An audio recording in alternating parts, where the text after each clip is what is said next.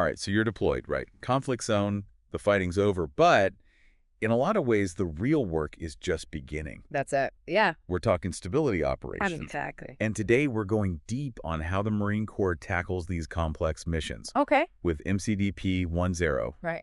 specifically Chapter 12. That's right. Chapter 12, it's all about stability operations, lays out how the Corps approaches creating that secure environment and setting the stage for, lasting peace.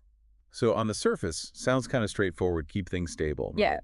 But I'm guessing there's got to be a lot more to it. Oh, absolutely. It's not just maintaining the status quo, Okay. It's about really creating the conditions for a community to rebuild. Okay. And the chapter drives this home, actually, with a quote from Brigadier General John F. Kelly. Okay. He talks about replacing corrupt local officials with honorable men and women, really emphasizing that stability operations, they're about people. It's not just boots on the ground, right? It's about rebuilding, like you said, like governance from the ground up. Exactly. And MCDP 10 highlights the importance of providing those essential services, things like healthcare, infrastructure, and it emphasizes that this has to be a collaborative effort, working with other organizations, military and civilian. Joint effort. Yeah, that's where civil military operations come in, really blending those military capabilities with civilian expertise. Yeah, it really underscores how the Marine Corps mission has evolved. It's not just about combat anymore. You're right, and the Department of Defense actually recognizes that through Directive 3000.05, which was later updated to Instruction 3000.05, they actually establish stability operations as a core U.S. military mission. Okay. So it's on par with combat operations. Wow, so this is serious business. It is, yeah. So what are the key takeaways from this directive? So the first one is that stability operations, they're not just a post-conflict activity. They can occur across all phases of conflict, from the initial response to long-term rebuilding efforts. The second one is that the military, might lead these operations or support them. Yeah. But the goal is always to transition responsibility to those civilian authorities as soon as possible. Yeah, I can imagine that could be a really tricky process, right? It can, especially if the host nation's institutions are weak or, struggling with corruption. Right. It's not just like handing over the keys and walking away. It's not, no. So flexibility and a deep understanding of the situation on the ground is critical. Yeah. What's that third takeaway? Third point highlights the importance of collaboration, Okay. The military often works alongside other U.S. government agencies, foreign governments, international organizations in these efforts. Like a big team effort. Big team, Yeah. yeah. Think of it as a complex puzzle where all the pieces need to fit together to achieve that lasting stability. That makes sense. So we've established that these stability operations are a core mission for the military and that they involve a lot more than just combat. Yeah. But what about the Marine Corps specifically? Right. How do they fit into all this? So the Marine Corps, they have a unique role, particularly when it comes to what MCDP 10 calls maritime stability operations. Okay, maritime stability operations. Yeah, think about the maritime domain. It's vital for global trade and security, but it's also incredibly complex. Right. Vulnerable to a range of threats, and this is where the Marines, often working alongside the Navy and Coast Guard, excel. They can operate, seamlessly from ship to shore, responding to crises, providing humanitarian assistance, and building those partnerships with other nations. So ensuring safe passage for ships. Yeah. Combating piracy, providing aid after natural disasters at sea. Exactly. At that. And MCDP 10 highlights even more examples. Things like nation assistance, maritime security operations, counter-drug operations, humanitarian aid, and peace operations. Yeah, we're seeing those a lot in recent decades. You have, yeah. Bosnia, Kosovo, Iraq, Somalia, the Philippines, Haiti, Afghanistan, the Gulf of Aden. It's a long list, and it keeps growing, right? It does. So to better understand how these operations unfold, MCDP 10 breaks them down into these three conceptual phases. Okay, let's break those down. Okay. That's that first phase. So the first phase is the initial response phase. Okay. Imagine a conflict zone right after major combat has ended, or a coastal region that's been devastated by a tsunami. Right. The focus there is on stabilizing the situation, providing that immediate security, and addressing those basic needs of the population. Right, the food, the water, the shelter, medical care. Exactly, yeah. It's about establishing order, providing relief, in that chaotic situation. Yeah. So what happens after that initial response? Then it leads into the transformation phase. Okay. This is where the long-term work begins. Right. Rebuilding infrastructure, strengthening the host nation's government and security forces, Right. and getting their economy back on its feet. So it's kind of like helping a community learn to walk again, right? Exactly. It takes time, patience, a lot of specialized knowledge. Yeah, for sure. Yeah. So you're helping the host nation become self-sufficient. Yeah. What's that final phase? Final phase is the fostering stability phase. Okay. Here, responsibility gradually shifts to that host nation's leadership. Okay. The focus is on sustainable development, good governance, and creating conditions where peace and prosperity can really take root. Got it. And the end goal is that the host nation no longer needs external assistance. So stabilize, rebuild, and ultimately empower. Empower, that's it. And MCDP 1.0 outlines 5 key functions to guide these efforts, right? Yes, they do. And these functions actually align directly with the Department of State's guiding principles for stabilization and reconstruction. So security, foreign humanitarian assistance, economic stabilization and infrastructure, rule of law, and governance and participation. Okay. It really underscores the importance of collaboration and a whole-of-government approach. Gotcha. So let's dive into those functions. Okay. Starting with security. All right, so security is the bedrock. Yeah. It's about creating an environment where people can live without fear, Right. where essential services can be delivered, Okay. and where rebuilding can really begin. Makes sense. But it's not just about deploying troops and establishing checkpoints. Yeah. It's about working with the local communities, building that trust, and training host nation security forces. So it's about helping the locals eventually take charge of their own security. That's it, yeah. I imagine that requires a lot of cultural sensitivity. Absolutely. And a deep understanding of the local context. Understanding that cultural landscape, the tribal dynamics, the political realities on the ground. Yeah. It's about working within those complexities to achieve that lasting solution. Makes sense. What about foreign humanitarian assistance? Okay. What are some of the challenges in providing aid effectively? So it's not as simple as just delivering supplies. Right. It's about doing so in a way that respects local customs and traditions, coordinating with those other aid organizations to avoid duplication of efforts, Right. and ensuring that the aid reaches those who need it most, Okay. all while being mindful of the potential for corruption. Yeah. Or unintended consequences. Exactly. So it's a delicate balancing act, It sounds like it. requiring both logistical expertise and that nuanced understanding of the local environment. Makes sense. So what about economic stabilization and infrastructure? Right. Where do you even begin rebuilding a shattered economy? So it's a long and complex process, and there's no one-size-fits-all solution, but MCDP 1.0, it stresses the importance of those sustainable solutions. Okay. Creating jobs, rebuilding infrastructure in a way that benefits the local community, and working with the host nation's government to develop those sound economic policies. So it's not about quick fixes. No. Or just throwing money at a problem. Right. It's about laying the groundwork for long-term economic growth. Exactly, and that requires expertise in a wide range of areas: finance, engineering, agriculture, and more. Right. It really highlights the need for a diverse team of experts. All working together. Yeah. And then we have rule of law. Okay. How do you go about establishing a fair and just legal system in a society that may have been ravaged by conflict or corruption? It's a complex challenge, and MCDP 1.0 recognizes this. Yeah. The focus is on working with local legal professionals, judges, law enforcement officials, Okay. providing them with training and resources to help them rebuild that functioning legal system Right. that reflects local norms and traditions while upholding those principles of justice and fairness. Especially considering that different cultures may have different conceptions of justice, right? Absolutely. Understanding those local legal traditions is key to establishing a system that's both fair and perceived as legitimate by the population. That makes a lot of sense. Yeah. And finally, we have governance and participation.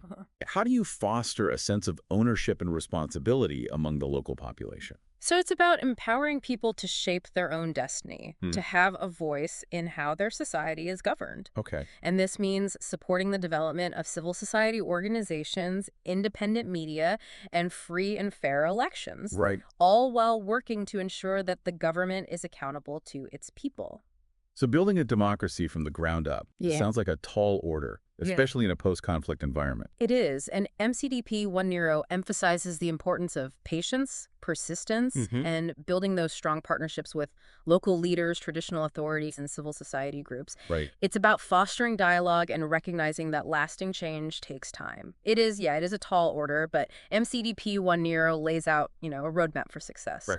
It really emphasizes the importance of understanding that local context, adapting to changing circumstances, and working collaboratively to achieve those shared goals. Really a team effort. It is, yeah. It's incredible how much thought and effort goes into these operations. Yeah. It's not just about military might. It's not at all. It's a multifaceted endeavor that requires, a diverse set of skills, diplomacy, cultural understanding, and a deep respect for the people you're working with. It's about people. It is, yeah. And speaking of diverse skills, we touched earlier on the Marine Corps' unique role in the maritime domain. Yeah. I'd love to dive a little deeper into how they contribute to these stability operations at sea. Of course, as you know, the maritime domain is vast and complex. Right. It's critical for global trade, transportation, communication, Yeah. but it's also a breeding ground for threats like piracy, terrorism, trafficking, even natural disasters. Yeah, it sounds like a pretty challenging environment to operate in. It is. Yeah. And that's where the Marines come in. Okay. With their ability to operate seamlessly from ship to shore, they're uniquely positioned to address these challenges. They might be conducting counter-piracy operations one day and providing humanitarian assistance after a typhoon the next. So they're not just fighting pirates. They're not, no. Right. They're really playing a multifaceted role in maintaining stability at sea. Exactly. And a key concept here is, cooperative security, which MCDP 1.0 highlights. It's about working with those partner nations to build their capacity to address maritime challenges. Got it. Rather than just trying to impose solutions. So empower other nations to take ownership of their own security, just like on land.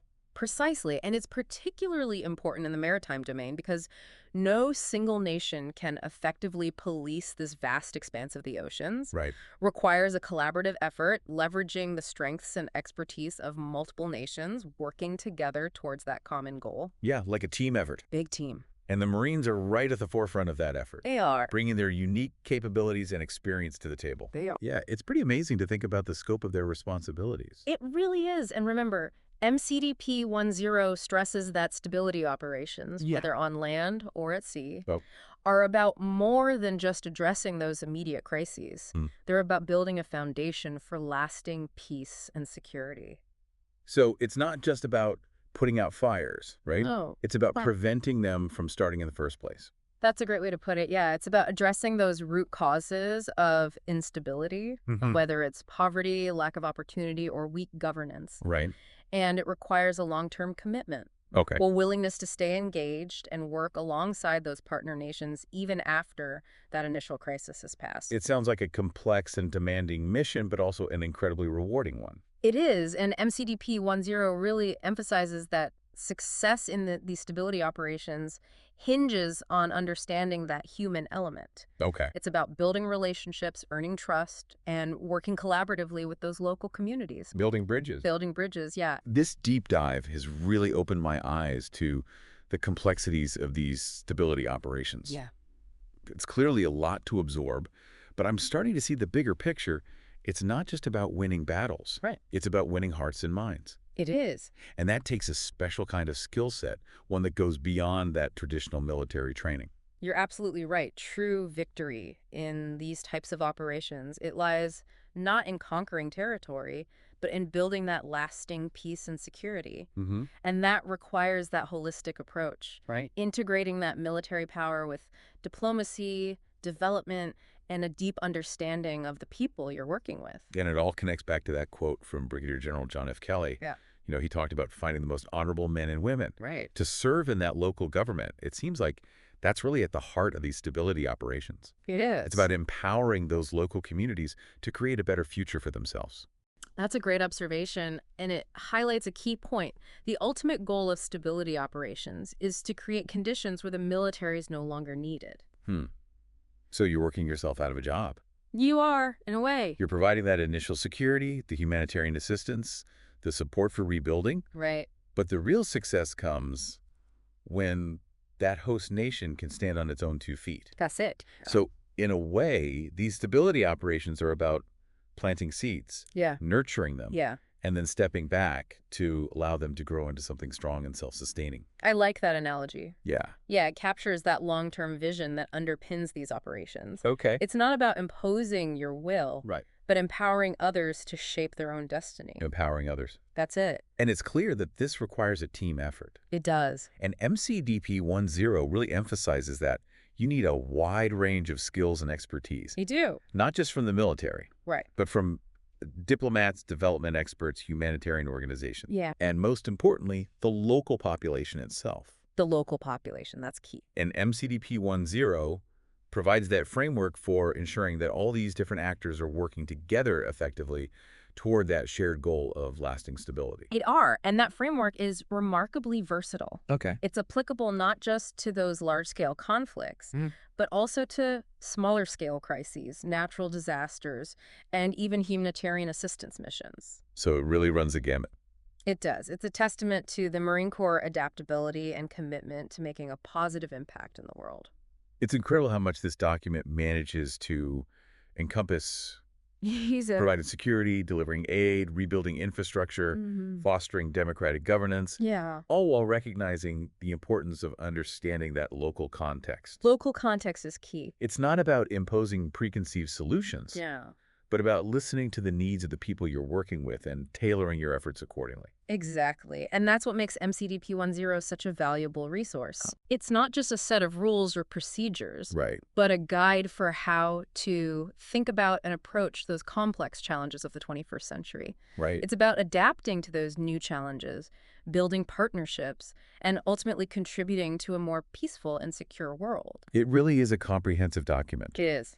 And it highlights the importance of continuous learning and adaptation. Right. Yes. The world is constantly changing, and the Marine Corps must be prepared to evolve along with it. You're absolutely right. That's why it's so crucial for Marines at all levels to study and understand MCDP 1.0. Okay. It's not just a document for senior leaders. Right. It's a roadmap for every Marine, regardless of their rank or specialty. Speaking of roadmaps, I'm curious, what about those situations where that ideal scenario of transitioning to civilian authorities just isn't feasible? Right. What if the host nation's institutions are just too weak or corrupt to take on that responsibility?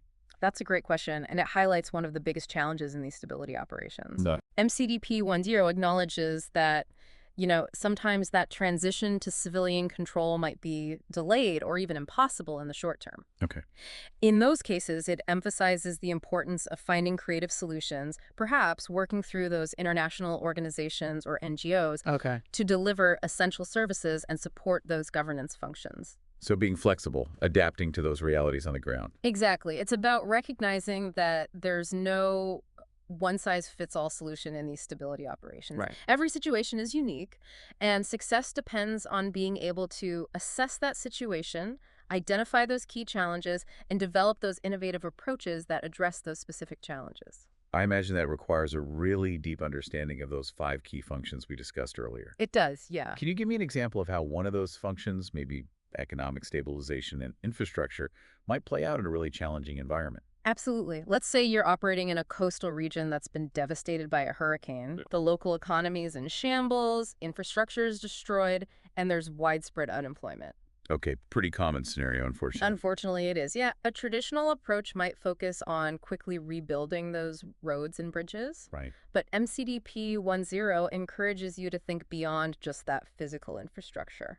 Okay, so what would a more nuanced approach look like in this situation? So it might involve working with those local communities to identify their most pressing needs. Okay. Training locals in construction and engineering skills to help with that rebuilding process, and even supporting the development of small businesses that can create jobs and boost that local economy. So it's about empowering that local community to be part of the solution. Exactly. Not just passive recipients of aid. That's it. It's about building that long-term resilience, not just providing that temporary relief. Yeah. And that's where MCDP 1.0's emphasis on understanding that local context and working collaboratively becomes so crucial. Really working together. Working together, yeah. This has been a really enlightening conversation. Good. I'm starting to see how MCDP 1.0 is not just a dry military manual. No.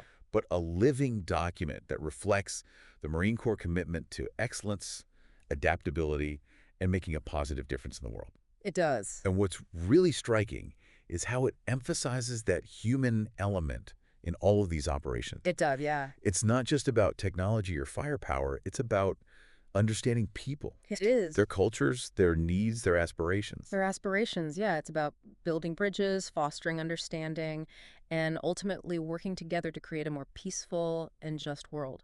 You said it perfectly, and that's the kind of leadership that is needed now more than ever. Yeah. In a world that is increasingly complex and interconnected. It is, yeah. This has been a really insightful discussion. I feel like I've gained a much deeper understanding of MCDP 1.0. Okay. And its relevance to the Marine Corps mission in the 21st century.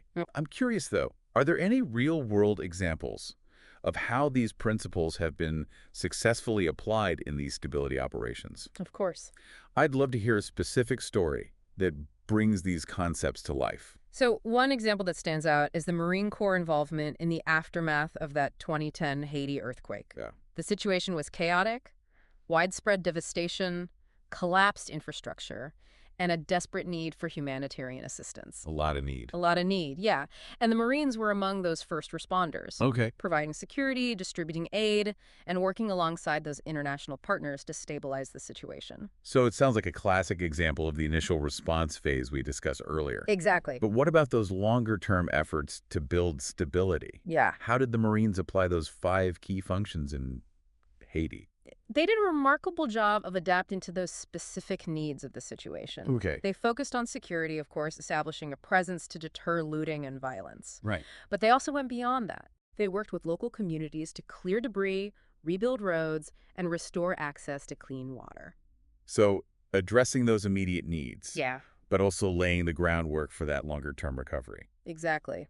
They also played a key role in supporting the Haitian government, providing logistical support, training Haitian police officers, and helping to reestablish those basic services. So a real team effort. True example of a whole-of-government approach with the Marines working alongside USA, the State Department, and numerous international organizations. It sounds like they were applying those principles of foreign humanitarian assistance. Yeah. Economic stabilization and infrastructure, and governance and participation that we talked about. Precisely. They even worked with the UN to establish a judicial mentoring program, helping to strengthen that rule of law in Haiti. Okay. It's a great example of how the Marines can adapt their skills and expertise to meet those specific challenges of a complex stability operation.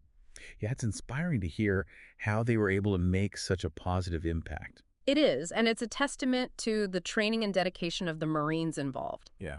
They understood that their mission was about more than just providing security or delivering aid. Right. It was about empowering the Haitian people to rebuild their lives and their nation. It's a really powerful reminder of the impact that these stability operations can have when done right. Absolutely. And it highlights the importance of learning from those past experiences, both successes and failures, to improve future operations. Speaking of learning, are there any specific lessons learned from that Haiti operation that you think are particularly relevant to Marines today?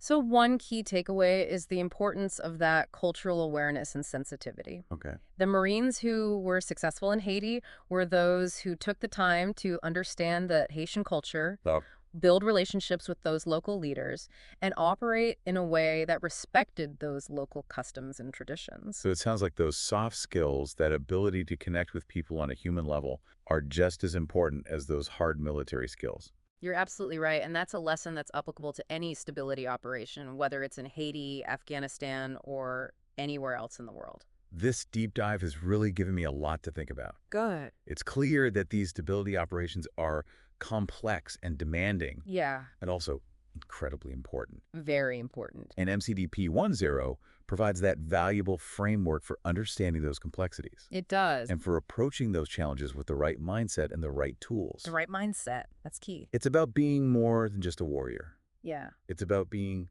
a peacemaker, a builder, a diplomat, and a leader. You've captured it perfectly, and those are the qualities that are needed now more than ever in a world facing unprecedented challenges. Before we move on, I want to circle back to something you mentioned earlier, cooperative security. Okay. It seems like such a crucial aspect of stability operations. It is. Especially in that maritime domain. particularly in the maritime domain, yeah. Can you elaborate a bit more on how that concept plays out in practice? Of course. So, cooperative security is all about building those partnerships and working collaboratively with those other nations to address those shared security challenges. Hmm. In the maritime domain, this might involve things like joint training exercises, information sharing, and coordinated patrols to combat piracy, trafficking, or illegal fishing. So it's about, leveraging the strengths of multiple nations to achieve that common goal. Exactly. And it's particularly important in the maritime domain because, again, no single nation can effectively police this vast expanse of the oceans. Right. It requires a collective effort, and that's where that cooperative security comes in. Can you give me a specific example of how the Marine Corps has applied this concept in a real-world operation? A great example is the work the Marine Corps does with partner nations in the Asia-Pacific region to combat piracy and maintain that freedom of navigation. Okay. They conduct those joint exercises, share intelligence, and work together to patrol those key shipping lanes, ensuring that safe flow of goods and commerce. So they're not just protecting American interests, right? Right. Contributing to regional stability and global security. Precisely. And that's a key aspect of cooperative security. It's about recognizing that security is interconnected and that working together is often the most effective way to address those common threats. This deep dive has been incredibly insightful.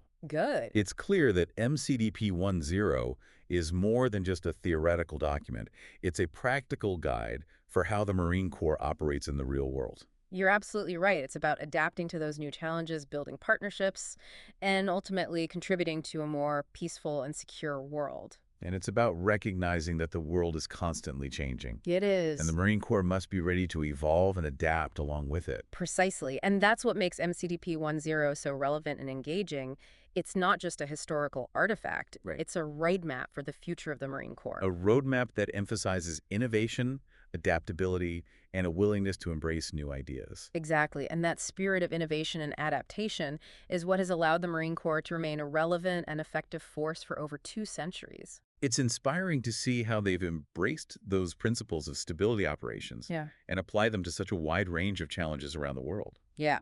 I'm curious, though. MCDP 1.0 was published back in 2006. It was. Have there been any significant updates or revisions to the document since then to reflect the evolving nature of conflict and the rise of new threats?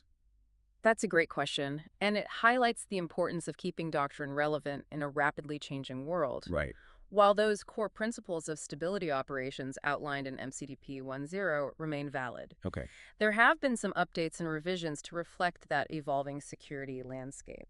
Can you give me an example of how the document has been updated to address those new challenges? One notable update is the increased emphasis on cyberspace and information operations as key elements of stability operations. Okay. MCDP 1.0, as originally published, didn't fully address these domains, Right. but they've become increasingly important in recent years.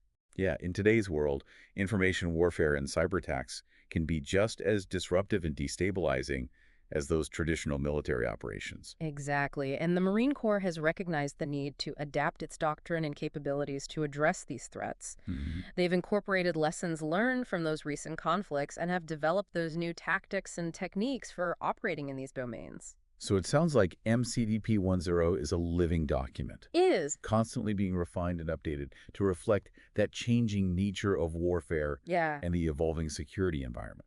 You're absolutely right. It's not a static document, but a guide that evolves along with the challenges the Marine Corps faces. This deep dive has truly expanded my horizons Good. and given me a newfound appreciation for the complexity and importance of MCDP 1.0. Okay. It's not just a document for Marines. It offers those valuable lessons for anyone interested in leadership, strategy, and navigating a complex and ever-changing world. Well said. It's a testament to the power of ideas and their ability to shape our understanding of the world and our place within it. This has been an incredible conversation. Good. I'm feeling inspired and eager to continue exploring the depths of MCDP 1.0. Oh, It's clearly a document that deserves careful study and reflection.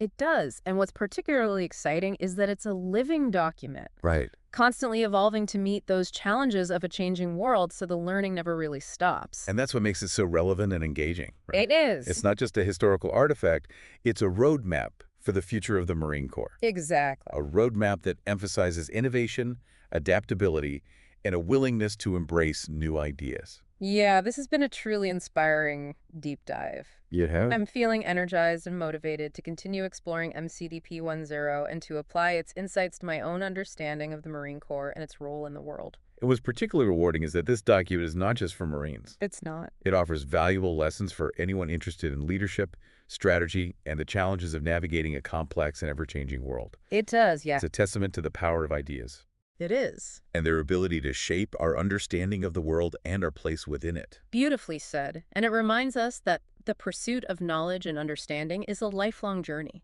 one that is both challenging and immensely rewarding. This has been an incredible conversation. Good. I'm feeling inspired and eager to continue exploring the depths of MCDP 10. Okay. It's a document that offers a wealth of insights It does. and challenges us to think critically about the role of the military in the 21st century. And what's particularly exciting is that it's a document that is constantly being tested and refined in the crucible of real-world experience. Yeah.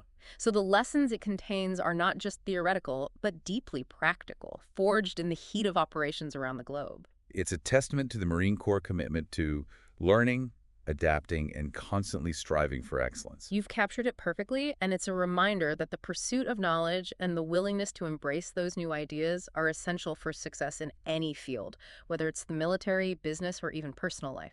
This deep dive has truly expanded my horizons and given me a newfound appreciation for the complexity and importance of MCDP 10. And what's particularly fascinating is how it connects to that broader context of global affairs. Yeah. It's not just a military document. It's a reflection of that evolving nature of conflict, the rise of those new threats, and the increasing importance of international cooperation. It's a document that speaks to the challenges and opportunities of our time, It does. offering insights that are relevant not just to Marines, Right. but to anyone interested in understanding those complexities of the world we live in. And it's a document that invites us to engage in a deeper conversation about the role of the military in the 21st century, the nature of leadership, and the values that underpin a just and peaceful society. This has been an incredibly thought-provoking and insightful deep dive. Good. Thank you for sharing your expertise and for helping me to better understand MCDP 10 and its relevance to the Marine Corps and the world at large. It's been my pleasure, and I'm confident that you'll continue to find new insights and inspiration as you delve deeper into this remarkable document. So this deep dive, wow, we've covered a lot of ground. We have. From, defining stability operations, why they matter, to the DoD's stance, the Marine Corps' unique role, especially in the maritime domain. Yeah, those maritime operations are key. We even, unpacked the 3 phases, those 5 key functions Right. that guide these complex missions. Absolutely. And we even explored some real-world examples, like that Haiti earthquake response, to really bring these concepts to life. It really has been eye-opening. But before we wrap up, Yeah. I want to make sure our listener out there back in the field, they have something concrete, something they can take with them.